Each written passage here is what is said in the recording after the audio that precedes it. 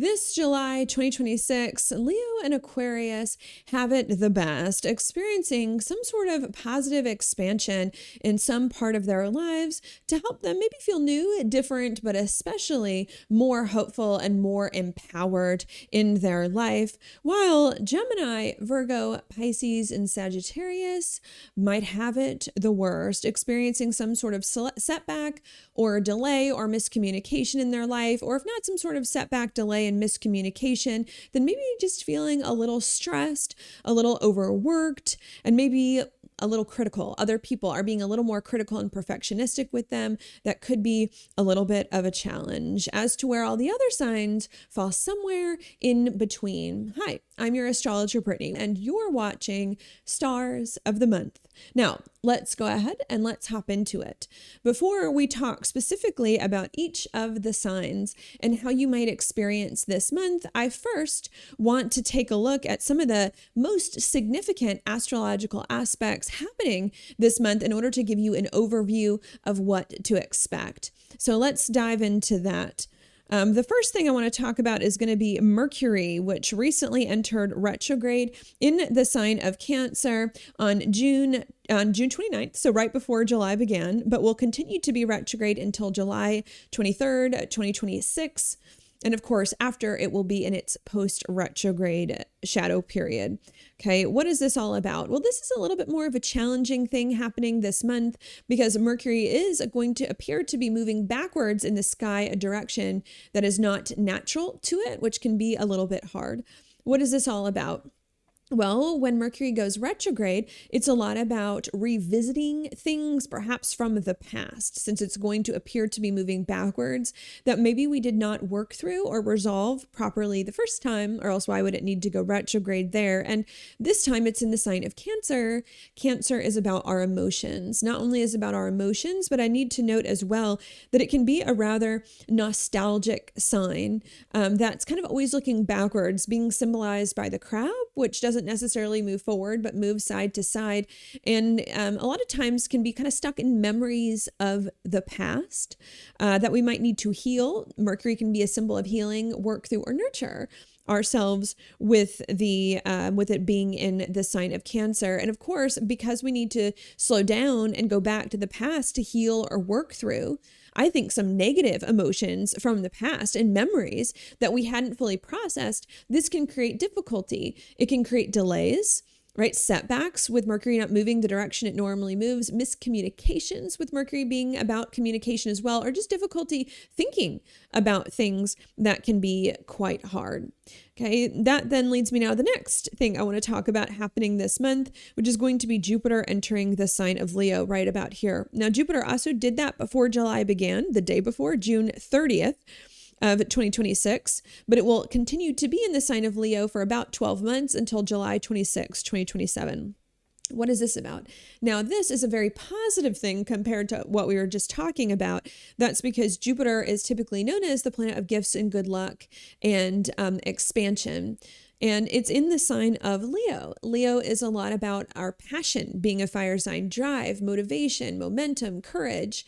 It's also about our identity and what makes us happy, right? And joy in a lot of ways. So Jupiter in Leo is bringing a new and expanded sense of self with more motivation, more drive, more courage, more fire, more passion, and more zest for life and more happiness and more joy. And because I believe that everything in the astrological chart is connected, I'm going to connect these two things, right? I see them as related. And to put that together, what that means is that we're having to go back to the past to revisit some negative emotions from the past that we didn't fully heal, that we hadn't fully worked through, so that we can heal them and can process them so that we can be more in the present, so that we can be happier, lighter, more joyful without the past bringing us down, without those negative emotions holding us back, and so that we can start to see ourselves in a new and improved light, in a new and improved way to ultimately give us more of that courage, motivation, and strength to keep moving forward. Not only that, but the next alignment I want to take a look at is going to be Venus and Virgo, okay?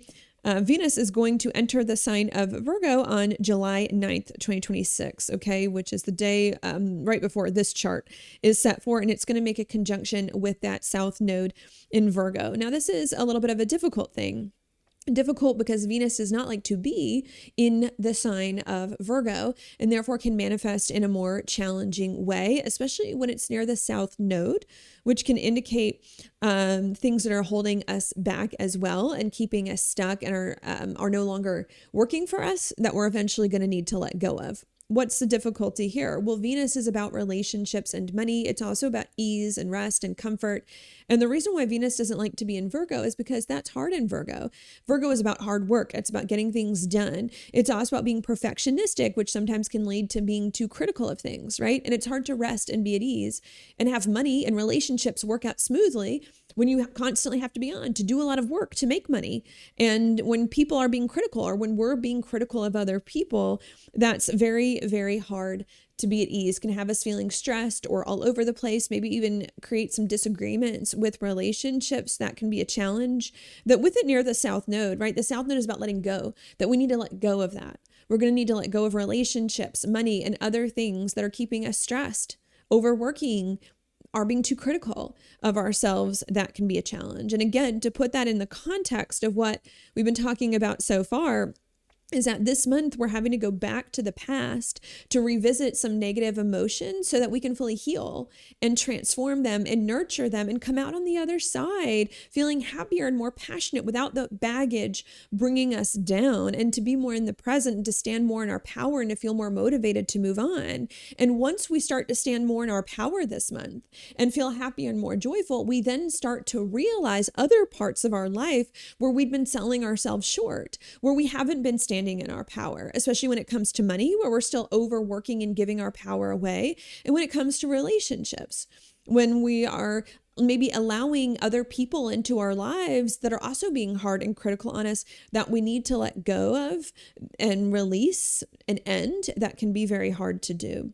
That then leads me now to the next and the last key alignment I'm going to mention this month, which is going to be the North Node, leaving the sign of Pisces and entering the sign of Aquarius, which it will do July 26, 2026, and will be there until March 26 of 2028.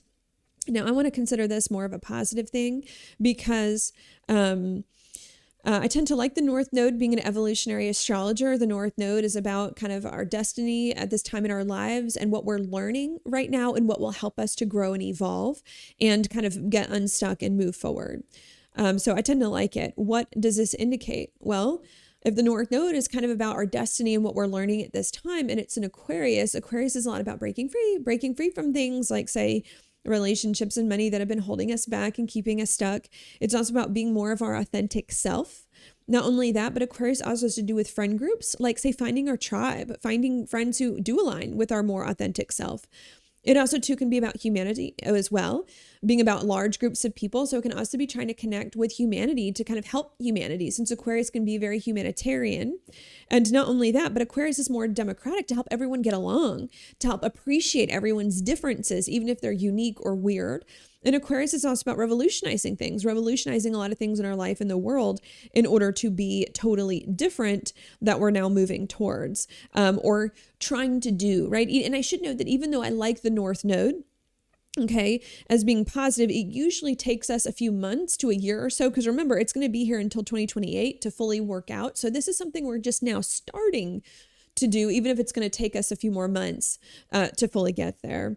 Okay, so what that means now, to put the final picture together, is that what is happening this month is that we're going back to the past to revisit some old memories. I think things that already happened that are no longer occurring, right? To revisit some old memories and wounds in order to heal those and nurture ourselves through those. And us revisiting some old wounds from the past is then going to help us stand more in our power and stand more in the present and be more happy and joyful without that baggage wearing us down, and kind of see ourselves in a new and different way.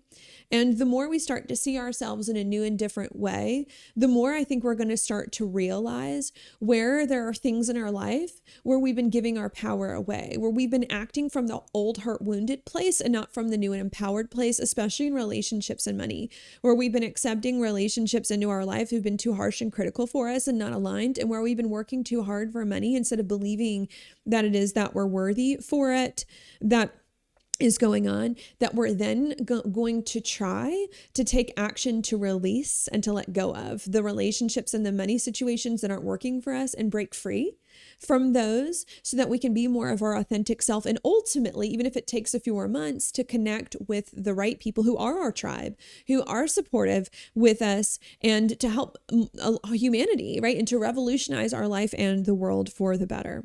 Now, back to the signs here. Which signs are going to have it the best and the worst this month? Well, that I need to note before I get into that here. Everyone is going to feel these alignments that I just talked about, okay? Because we're all living under the same sky. So every single sign is going to feel every single one of these that I just mentioned. But even though that's the case, some signs are going to feel certain ones of the things that I just mentioned more strongly than others based on the unique qualities and characteristics of their sign that's going on. And because certain signs may feel some of these more than the other, that can affect their experience of the month in one way or another to make it better or worse or somewhere in between. So keep that in mind. Which signs do I think are going to have it the best? Well, I need to note, what are the alignments that are the most positive this month, right? Let's recap that first. The alignments I talked about is going to be Mercury retrograde, right? Jupiter in Leo, Venus in Virgo, and the North Node in the North Node in Aquarius. Well, two of those I mentioned are challenging, right? Mercury retrograde and Venus in Virgo is challenging, right?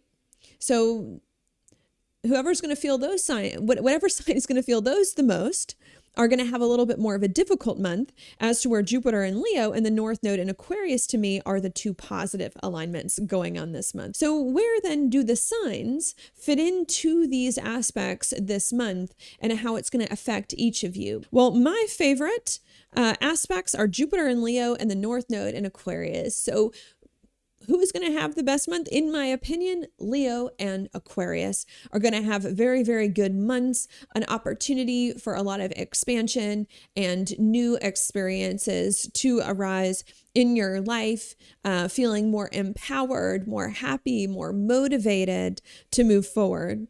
Who might have some more of the negatives of this month? Well, that's going to have to be my Mercury ruled signs, Gemini and Virgo, right? Because the Mercury ruled signs, Gemini and Virgo, are going to feel Mercury retrograde more strongly than the others, even if it's not happening in those signs. Not only are Gemini and Virgo going to feel Mercury retrograde more strongly than the others, but remember, Venus is also in Virgo, which is one of the signs there, and Virgo squares Gemini. So Venus is going to square Gemini too. So what that means is that Gemini and Virgo, I think, are going to have more of a challenging experience of this month, experiencing the setbacks and the delays in communication, difficulty thinking and talking things through with others, maybe even some challenging memories from the past resurfacing that need to be dealt with. And with Venus and Virgo, some difficulty with relationships and money, a lot of stress, a lot of work to make relationships and money come together, or relationships, being too critical and perfectionistic. That can be a bit hard. Okay, not only that, but I think two other signs I'm going to have to put in the more challenging category is going to be Pisces and Sagittarius. Now, I'm going to say that these aren't as challenging as Gemini and Virgo, but I might put more towards the bottom of the list as well. And that's because Pisces and Sagittarius are not going to feel the Mercury retrograde as much. It's not going to be squaring their signs, but they will feel the Venus in Virgo. The Venus in Virgo is going to be squaring both Pisces, or opposing Pisces and squaring Sagittarius. So that can bring up the difficulty for them. Pisces and Sagittarius are going to feel more of the Venus and Virgo, the overwork, the stress, the doing too much, getting little in return, or the perfectionism and the criticisms from other people that might feel very hard to kind of work through or let go of. where does that leave all of the other signs now? Now I'm going to put a whole bunch of signs somewhere in the middle of not necessarily channeling the best alignments, but not necessarily channeling the worst. And the signs I'm going to put in the middle are going to be the 4 cardinal signs: Cancer, Capricorn, Aries, and Libra. I'm going to put those in the middle because Mercury is going retrograde in the sign of Cancer itself, which is a cardinal sign. And because of that, it's going to square all the other cardinal signs: Capricorn, Aries, and Libra, because all the cardinal signs square. Okay, so Mercury retrograde is going to be felt more by Cancer, Capricorn, Aries, and Libra. Now, this isn't the worst Mercury retrograde in the world, which is why I didn't put it at the bottom of the list, because it's actually not going to be making any negative aspects. So it's not the worst Mercury retrograde in the world, but it's still Mercury retrograde at the end of the day. So those signs are going to be feeling more of that, which is the miscommunications, the setbacks, the delays, and some negative memories or emotions from the past coming back. That can be a little bit hard to channel and a little bit hard to work through there. Okay. That can create somewhat of a difficulty. And then finally, last but not least, the signs I'm going to put somewhere in the middle, not best, not worst, is going to be Taurus and Scorpio. And the reason why I'm going to put you in the middle here is because of Chiron. Chiron did not enter your sign this month. It entered it last month. Chiron entered Taurus June 19th, 2026, what will be until May of 2034. And while Chiron's not really doing too terribly much this month, it's still there in the background, recently arrived. And it's not a pleasant thing, which to me means you may be just feeling that a little bit, that made it hard for me to give you like super high marks. So I'm going to put you somewhere in the middle there. What can that manifest as? Well, we didn't talk about that as much, but Chiron has a lot to do with fears, triggers, and insecurities. Taurus can be around rest, ease, asserting your values, can also be about money. So it can just create a little bit of uncomfortable feelings, not able to rest or be at ease, or feeling like you can't assert your values as much, or maybe just some things about money too that can just be a little bit uncomfortable, even though they're not fully center stage, maybe at the moment. That's going on. So I think that's where I am on the list. Leo and Aquarius up top, Gemini, Virgo, Pisces, and Sag at the bottom, and the other signs somewhere in between. Now, keep in mind, before we go, that even though this is my opinion of what I believe will be most likely to be felt here, that we have free will at the end of the day, and that how we work with the energies can change a lot in our experience of it, especially in our experience of what happens long term. Also, keep in mind too that there are a lot of things in your chart other than just your sun, moon, or rising that of course I can't see, that of course can affect the energy too. So keep in mind that even though these are my opinions, you can make choices to work with the energy better. And not only can you make choices to work with the energy better, but there may also be other factors in your chart that I can't see that can help mitigate some of the negative effects, right? To help work with it in a different type of way that's going on. So do not get discouraged. Also, keep in mind that there's always another month. There's always another month after this, and things might turn around for you too. So do not lose hope. Also, maybe I should, on that note, give you some advice. If I had to give you some advice about how to handle these things, Mercury retrograde, especially for my Gemini, Virgo, Gemini's, Virgos, right? The Cancer, Capricorn, Aries, and Libra works better when you allow yourself to go back to the past to review things, and in this case, I think it's memories, and heal memories and nurture negative memory, nurture yourself from negative memories of the past. So it's going to work a lot better if you allow yourself to revisit things from the past instead of fight against it and try to push and move forward.